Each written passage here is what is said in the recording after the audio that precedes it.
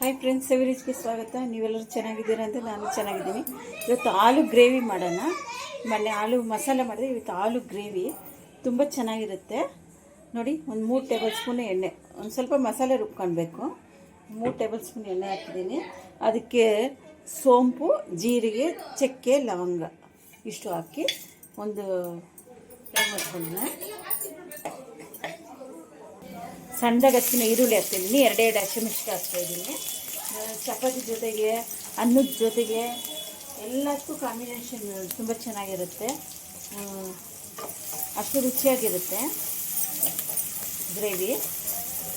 ಈ ಸ್ವಲ್ಪ ಫ್ರೈ ಆಗಲಿ, ಅದಕ್ಕೊಂದು ಮಸಾಲೆ ರುಬ್ಕೊಂಡ್ಬಿಡೋಣ. ನೋಡಿ, ಸ್ವಲ್ಪ ತೆಂಗಿನಕಾಯಿ, 1 ಟೊಮೆಟೊ ಹಾಕಿದ್ದೀನಿ, 2 ಟೊಮೆಟೊ, ಸ್ವಲ್ಪ ತೆಂಗಿನಕಾಯಿ, ಸ್ವಲ್ಪ ಗೋಡಂಬಿ, 1 ಇಂಚು, ಒಂದು ಚಿಕ್ಕ ಇಂಚು ಶುಂಠಿ, ಸ್ವಲ್ಪ ಬೆಳ್ಳುಳ್ಳಿ ಇಷ್ಟು ಹಾಕ್ಕೊಂಡು ರುಬ್ಕೊಂಬರೋಣ. ನೋಡಿ, ರುಬ್ಬಿರೋ ಮಸಾಲೆ ಹಾಕ್ತಾಯಿದ್ದೀನಿ. ಎಲ್ಲ ತೆಂಗಿನಕಾಯಿ, ಟೊಮೆಟೊ, ಶುಂಠಿ, ಬೆಳ್ಳುಳ್ಳಿ, ಗೋಡಂಬಿ ಇಷ್ಟು ಹಾಕಿದ್ದೀನಿ.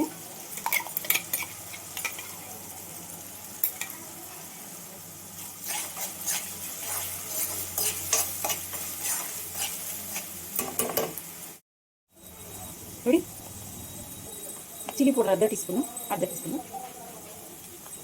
ಆಮೇಲೆ ಇದು ಧನಿಯಾ ಪುಡಿ ಒಂದು ಅರ್ಧ ಟೀ ಸ್ಪೂನು, ಗರಂ ಮಸಾಲ ಒಂದು 1/4 ಟೀ ಸ್ಪೂನ್, ಅರಿಶಿನ, ಗರಂ ಮಸಾಲ ಒಂದು ಅರ್ಧ ಟೀ ಸ್ಪೂನು ಹಾಕಿ ಫ್ರೈ ಮಾಡ್ಕೊಳ್ಳಿ.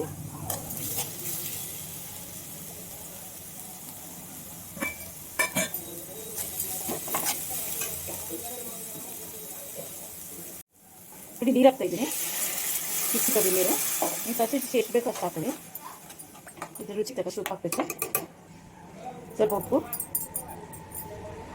ಮೊದಲು ಆಲೂಗಡ್ಡೆ ಬೇಯಿಸ್ಕೊಂಡಿದ್ದೆ, ಇದೊಂದು ಕುದಿ ಬಂದ್ಮೇಲೆ ಹಾಕೋಣ. ಇದೊಂದು ಕುದಿ ಬಂದಿದೆ, ಈ ಟೈಮಲ್ಲಿ ಆಲೂಗಡ್ಡೆ ಹಾಕೋಣ. ಆಲೂಗಡ್ಡೆ ಬೇಯಿಸಿಕ್ಕಿದ್ದೆ, ಇದರಲ್ಲಿ ಸಣ್ಣ ಸಣ್ಣ ಕಟ್ ಮಾಡ್ಕೊಳ್ಳಿ.